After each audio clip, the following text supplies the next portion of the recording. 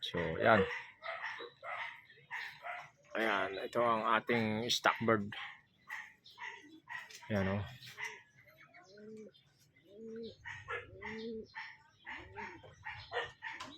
Yan ang mga hen. Ito naman yung mga cock. Ayan, oh.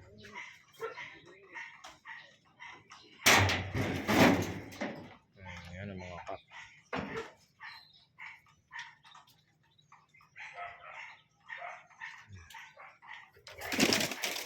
So, sa ngayon, kulang pa siya ng tungtungan.